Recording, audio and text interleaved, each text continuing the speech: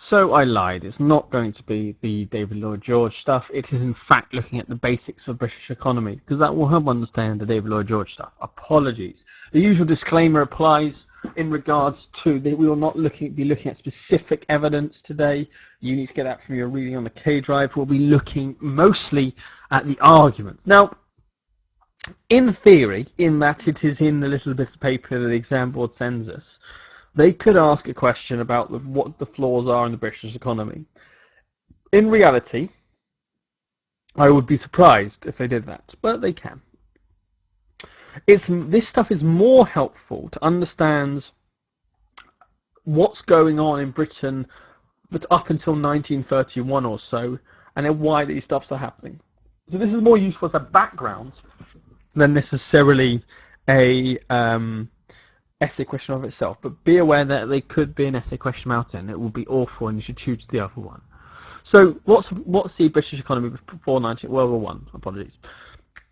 Now, much has been made about the decline of the British economy, because on the graph, Britain is making less of the percentage of the world's stuff. Now, in reality, argue this is a natural process that isn't necessarily that bad. Britain industrialises first, what it means loads and loads and loads and loads of stuff, and it has loads of factories. So it has pretty much 90% of the world's industrialisation. So naturally, as other countries build their own factories, they'll start having 5, 10, 20%, and they'll start rising. So what happens is Britain will decline relative to its competitors, i.e. the amount of stuff it's making isn't necessarily going down, but it's making less than its other competitors, even though it's going up slowly, and therefore we see a natural relative decline. So don't make too much of a fuss about the decline. You can argue that Britain is just finding its sort of second-rate economic power status that it always deserves, or you can argue that that's not so true and not so helpful. Now, the rest of the problems are deep problems. Investment in this case means spending money in a company business so that you will make more money in the long term, i.e. you train your workers, you buy new machines, you do R&D, research and development, and invent new, cheaper, more efficient mechanisms in order to do things, and also designs in order to be more, so people want to buy your stuff. Okay, and there is a lack of skills in the workforce. This means that there's quality of stuff made, and that its competitive value, i.e. if you make something really slowly in really poor old-fashioned techniques without machines, it's going to cost more because it takes more man hours and therefore pay to make.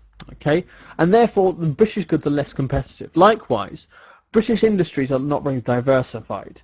Britain made its industrial revolution on the staple industries, heavy industry, coal, iron, steel, shipbuilding, etc.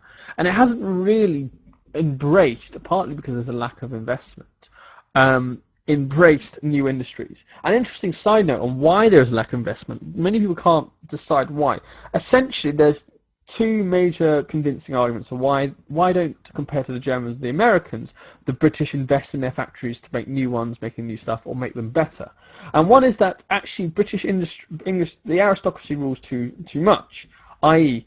British industrialists, the first thing they do when they make loads of money is try and make themselves aristocratic. That's seen as the holy grail of made it in British society, and that is not seen in America, which doesn't really have that aristocracy as much, and Germany, which the aristocracy is much more racially enforced, and therefore there's no way of getting in there. And so essentially, what everyone does with that money is they buy land, aristocratic titles, positions in parliament, and therefore they tend not to spend their money on trying to generate more income and make their company more efficient.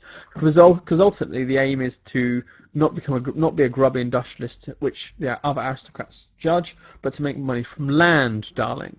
So essentially, that's number one. Number two as well is the banks of Britain, although there are lots of them, make more money investing in the empire than they do at home. There's much more rates, much more opportunities, much lower costs in the empire than in Britain. And so all the money in the Bank of England, but the City of London, tends on average to flood outside the UK rather than help invest inwards. An interesting thing is happening in Germany along the same line today, and there's a lot of doom naysaying about that and the effects of that in the future.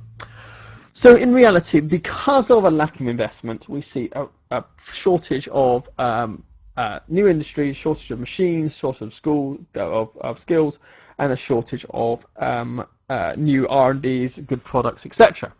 The only thing keeping the country in the black, as it were, i.e. if I sell more stuff, export more stuff than I import, buy, then I make money. If I import more than I export, I lose money.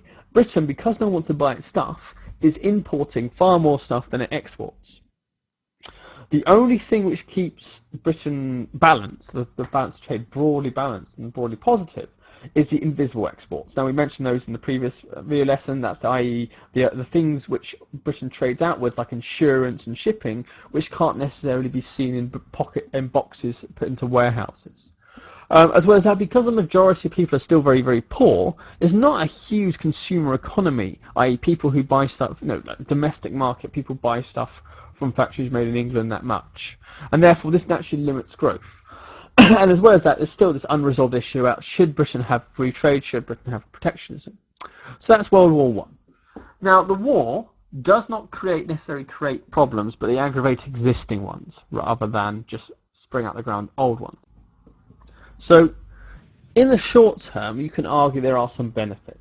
Government nationalisation of mines and industries, subsidise them, which helps keep them afloat and pay their workers more, which helps develop a consumer economy. And in some cases, particularly that of munitions and sort of railway to a lesser extent, there is new investment in new techniques and new machines, particularly. As well as that, because there's so much demand for stuff to do with the war, that helps keep the economy afloat because everyone has a job. Or everyone who wants a job has a job. And because everyone who wants a job has a job, what happens is these people have more money and they can spend more money in a sort of very Keynesian way. It helps boost the economy. As well as that, the gold standard is suspended because Britain fears it does not have enough gold to pay off all its debts. Gold standard artificially keeps the price of British exports high, and therefore, if you get rid of it, exports are cheaper. The value of the pound more naturally finds its probably lower rate. That means more people are about to buy British stuff because it's cheaper, and therefore British industry sells more stuff and exports are good. Now, they are the positives. The negatives are, because of the massive increase in wages that we've mentioned, there's a huge rise in the cost of labour. And what that means is, if you are making a car, you've now got to pay your car workers much more, which in turn means the car will cost more, which means the car will be less competitive. There are many, many injured soldiers and widows who now have to get handouts from the state in order to stay economically solvent. And that in turn is bad because that means you have to tax people and give it to these people, as opposed to either reducing tax to encourage incentive investment or to effectively give tax to areas or money to subsidise industries which are struggling. As well as that, Britain has £200 million of loans which it owes its allies. And this is partly why they can have such a, pay enough people to have full employment in the short term, and this will need paying off. And again, this will cut the budget and require, perhaps cause inflation. And arguably, one of the biggest threats are, naturally, other countries will start to develop their own industry, but the war accelerates that.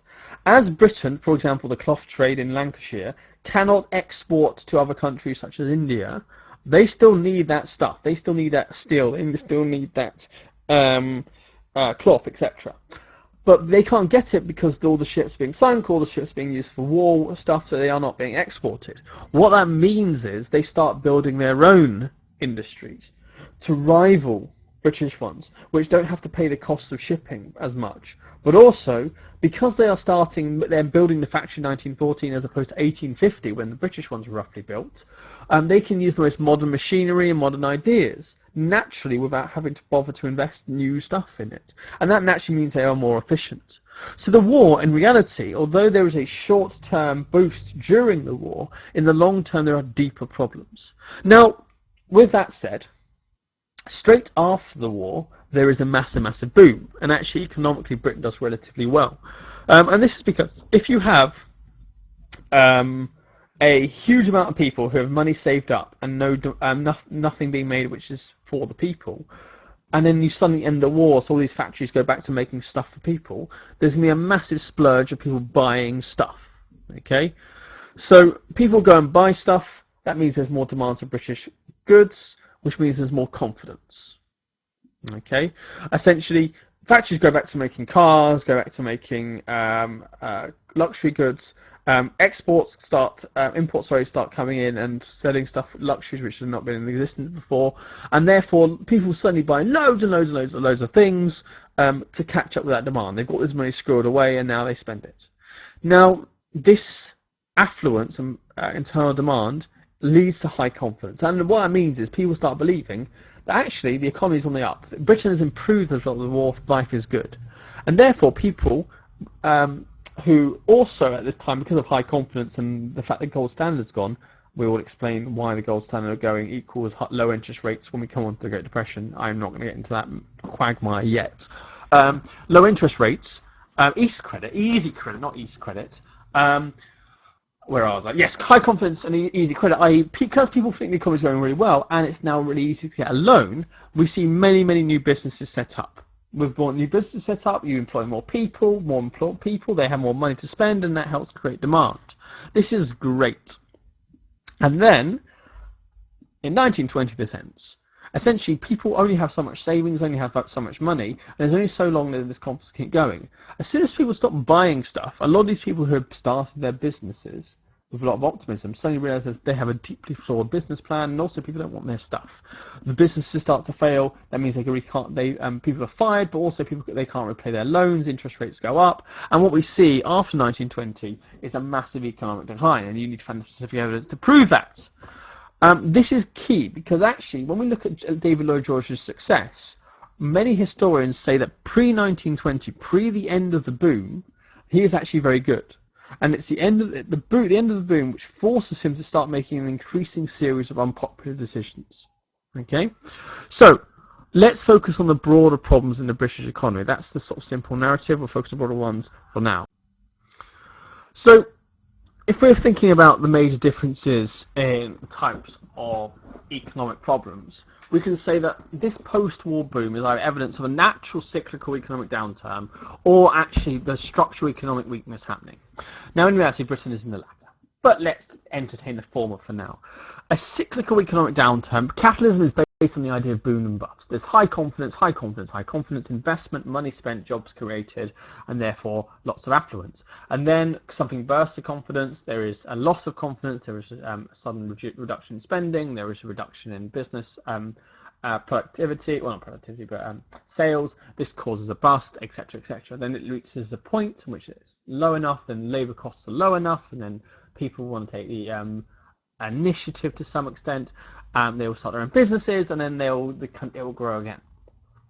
Most countries will have cyclical economic downturns, and this is a natural part of capitalism. It doesn't suggest the economy is fundamentally bad. It doesn't suggest it's going to be permanent. Now, this is not Britain.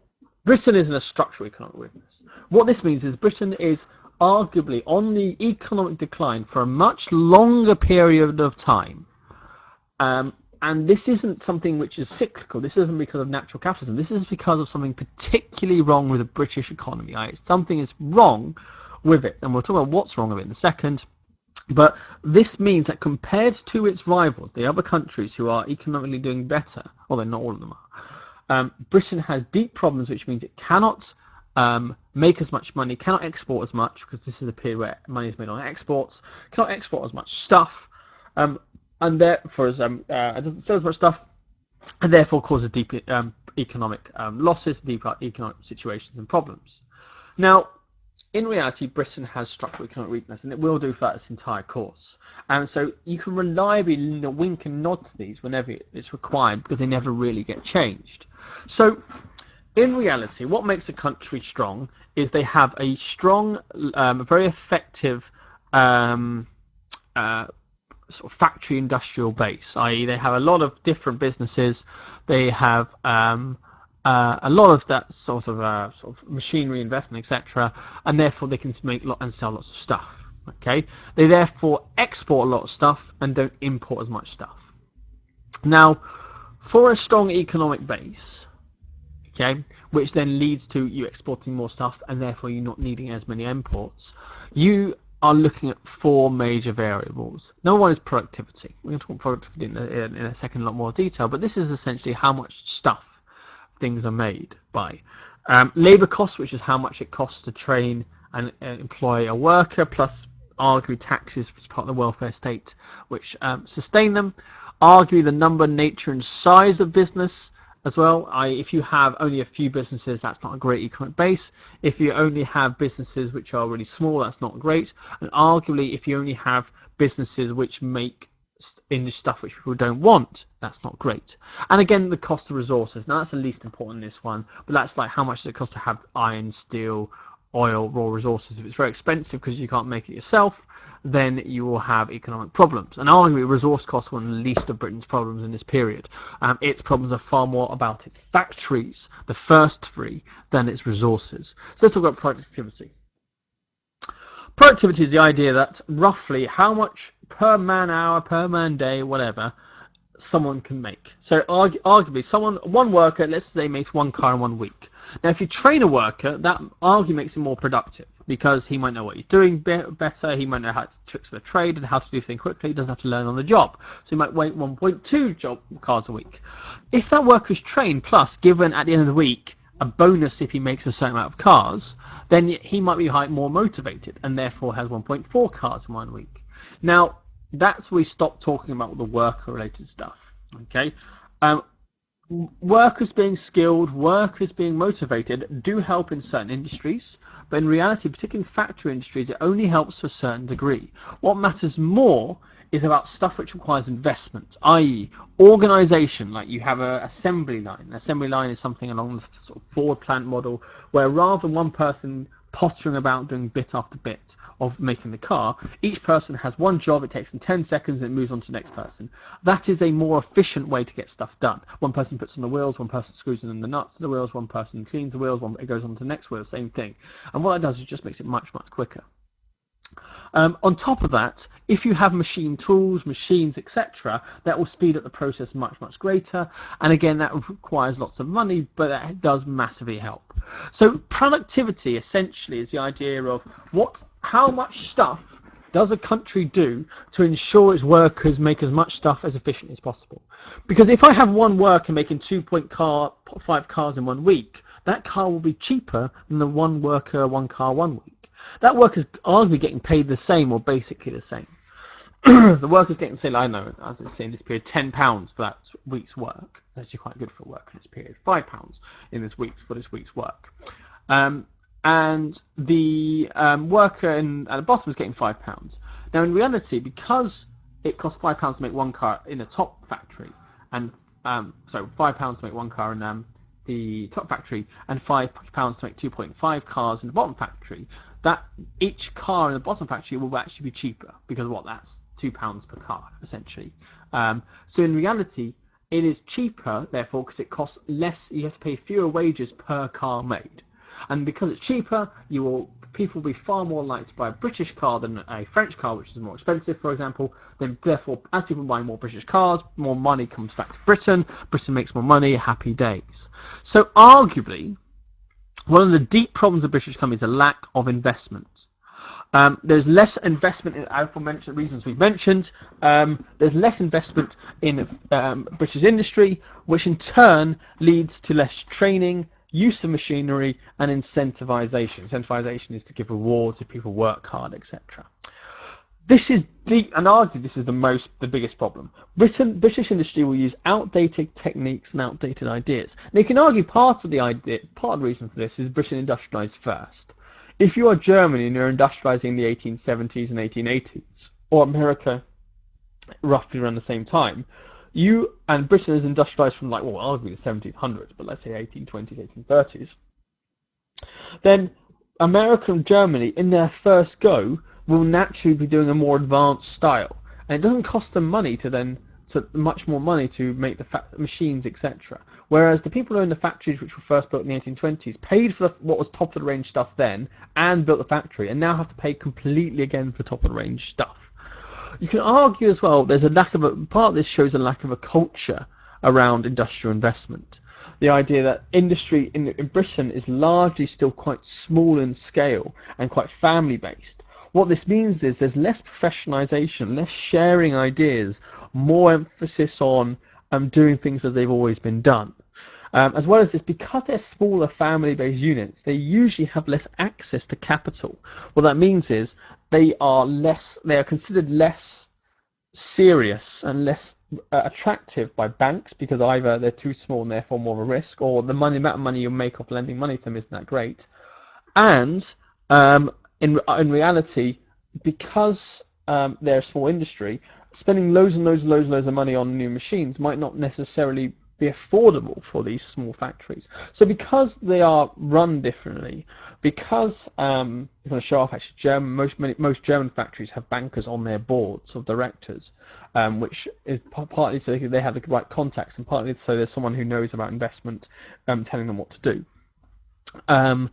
And so essentially what's happening is British industry, because it lacks the culture around investment, because it lacks the money, because the banks are doing elsewhere, because it's all small and diluted, tends to lack emphasis. There's also an argument that Britain tends to turn out fewer engineers. And engineering is seen as less of a viable career option. For example, it's not taught in Oxford and Cambridge at this period.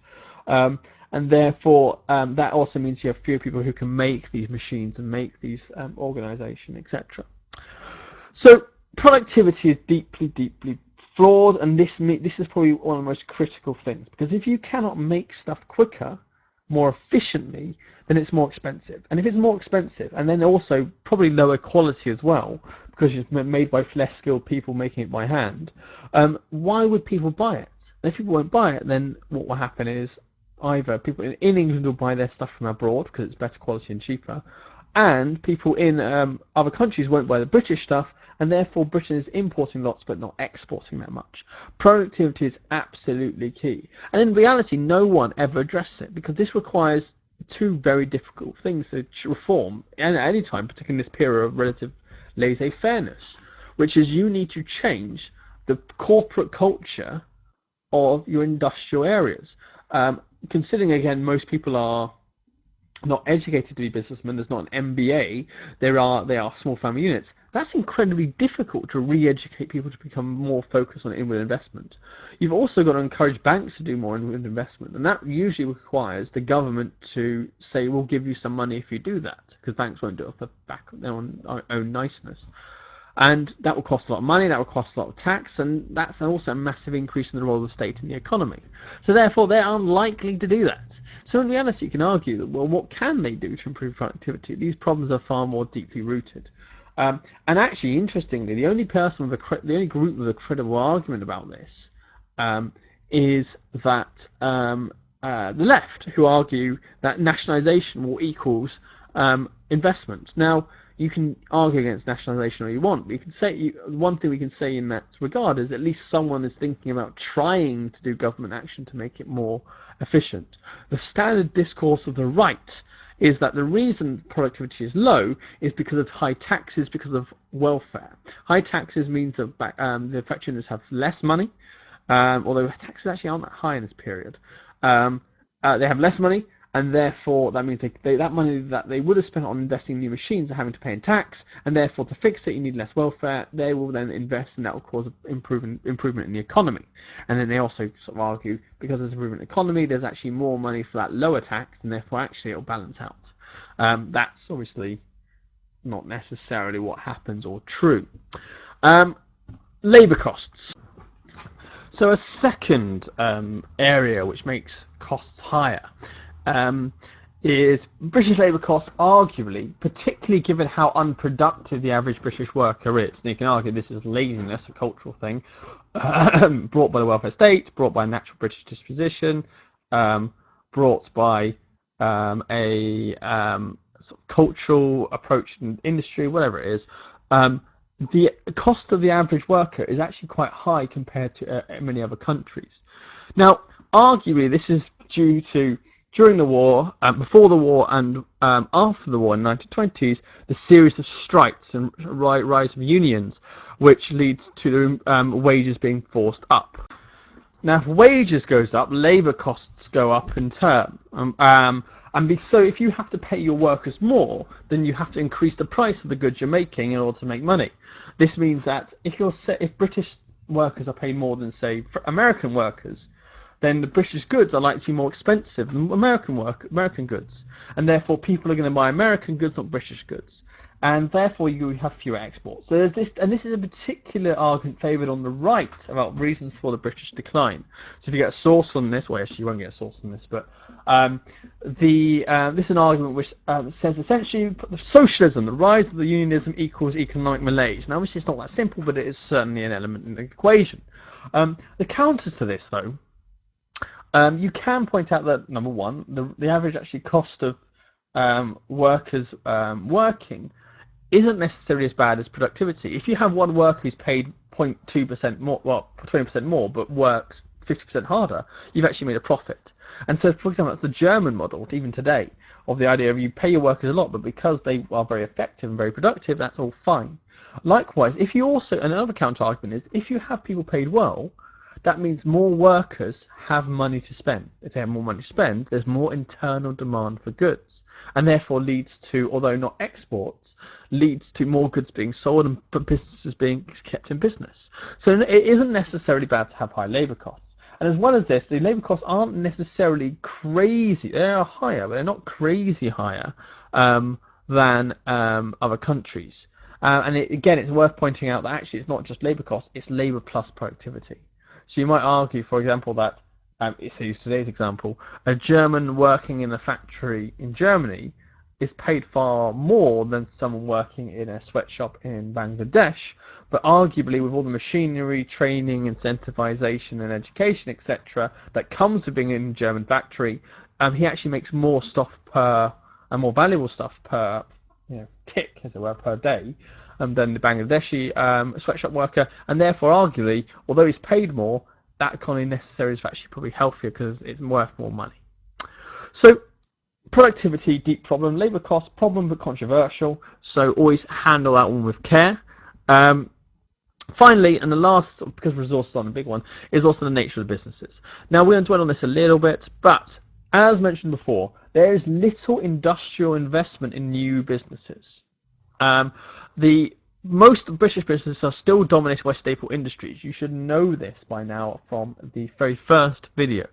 Okay, and this is bad because staple industries are less and less important as time goes on. They're less and less important for two major reasons. Number one, as other countries industrialise and make their own iron, make their own coal, make their own ships, you do not need British goods as much. And the same standard problems of productivity, German miners, for example, in the Ruhr, and you have to find the evidence for this, but German miners in the Ruhr use machinery to cut, I believe it's around 12 times more coal per shift than the average British worker. So not only are the British staple industries have competition from other countries, but they are also falling behind in productivity in those staple industries. So essentially, there is increased competition from foreigners who therefore take the business, and therefore there's less exports for the British. Whereas in 1850, if you wanted a ship, you had to go to the British. Now in 1920, you can make a ship actually quicker and cheaper in America rather than England, and therefore why would you buy it from Britain? Now, a second reason why having a domination of staple industries is bad is, in reality, you want a diversified industry. I.e., if you have all your industries in the country making only a couple of things, if one of the two of those things actually decline in price, which is what happens to all of Britain's staple industries, that hurts your economy massively. If you make a huge range of things and one or two are affected by price falls, that does not hurt your country or economy because you've just got so many other factories making so many other different things which are unaffected. And as well as this, Britain only having staple industries is problematic because making raw iron is not as profitable as making a car. And so the new industries which are making stuff from the stuff that made in staple industries actually becomes more valuable. And if you don't have those factories making the more valuable things, then naturally you won't make as much money. The countries, which make more advanced cars will naturally make more money than the people who make the iron or the rubber for the cars. Okay, because it's naturally a finished product, it makes more money, there's less competition, you can charge more money.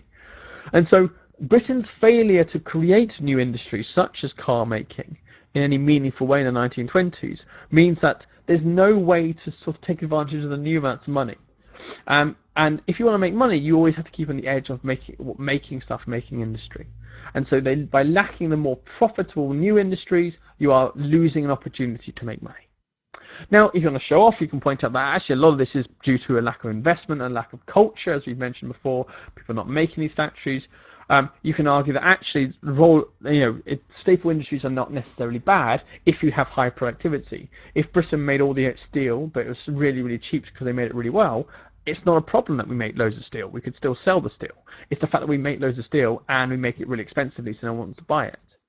And that's the key issue I think we want to push out. And these factors are not siloed. And in reality, it comes back to two core issues: productivity, which in turn is the idea of investment. And so this is an overly prescriptive argument perhaps, but essentially through low productivity caused by low investment and a bad culture around industrialization, we see all these factors aggravated. So when we are looking to blame, okay, we can blame business owners because they have failed to invest and boost productivity. We can blame the government because they have failed to make policies to encourage this investment, encourage productivity, etc., etc. They've taken a deliberately laissez-faire approach. We can blame the labour and the unions for driving up costs, making it less competitive, and we can blame capital, that's investors, for not investing in British industry, not investing in the right way, etc., etc., etc. Why doesn't this change? Well, in reality, if you look at all these different groups, each has a vested interest and is too powerful to force. Business owners are a powerful force in British economy, friends of the Conservative Party who dominate Britain in the 1920s, and friends of David Lloyd George who dominates it for the rest of the 1920s. Macmillan, because he doesn't want to look too much like a socialist, does not pick a fight with them. And so therefore, in reality, no one wants to force business owners to increase their productivity through government control. The role of laissez-faire government never goes in the role of running the economy. Even nationalisation in 1945 is nationalisation of infrastructure, not necessarily of anything important. So business owners are essentially insulated from any real pressure from outside sources to change their culture and change their emphasis on productivity. Likewise, the government does not change its role for similar reasons. It is dominated by people who believe in laissez-fairness. They believe in lacking the that the economy will naturally fix itself if it's left alone, which arguably means that there's no intervention at all. But which doesn't seem, at least in the 1920s, to have the result that they desired. Labour and the unions have no incentive to decrease their workers. Labour will lose so many votes if they tell workers to earn less money. Unions are built to basically ensure their members increase their conditions and salary. There's no way they are going to curtail that along the German model. The German model, by the way, is that unions sit on the board, not in the 1920s, after World War II, sit on the boards of directors, and they agree a fair, quote-unquote, deal, which keeps the business in the long term black. And why doesn't capital change? Well, is capital, since the people doing the investment are not usually the people who make the money, you lend money to the bank then invests it. The bank doesn't care about social justice necessarily or the effects on the British economy in the long term. They care about making sure that they give you a decent rate of return. If they give you a decent rate of return, they make a lot in fees, but also they keep your business. So why would they necessarily take the let's help the British economy in the long term mentality, and why would they not just instead invest in foreign ventures and things in the empire, as opposed to using capital to improve the British economy? So in reality, everyone's to blame and no one's to blame. Everyone could have changed and then no one changes. But basically the political forces acting on each group are too weak to actually lead to change. There's nothing revolutionary which fundamentally changes the British political situation and therefore forces a change to the economy. So what happens in the end is this situation is allowed to drift. And arguably, apart from Harold Wilson's brave words in 1964, poor attempts in 1965, and giving up in 1967, there's no real attempt by anyone in Britain to shift these underlying problems. And all what's happened is the British industry has declined and declined and declined. So in reality, is it unfair of us to blame Lloyd George and Baldwin perhaps for a failure to do this when no one has? And in fact, the only people in other countries who have either done it on the back of a major genocidal war, a la Germany, or on the back of dictatorships, a la Germany or Italy. Everyone else is sort of naturally follows the trajectory that their country seems to be having anyway. So that is the British economy. They probably won't ask questions, but they did put it on the list, so be careful about it. We're looking at reasons why. I would say it all comes back to productivity and investment and culture. Show off a bit if the question comes up and talk about the aristocracy. It's one of my favourite facts. Apart from that, we will see you next for actually David Lloyd George and how successful was he in government. Until then, we will see you in the next video.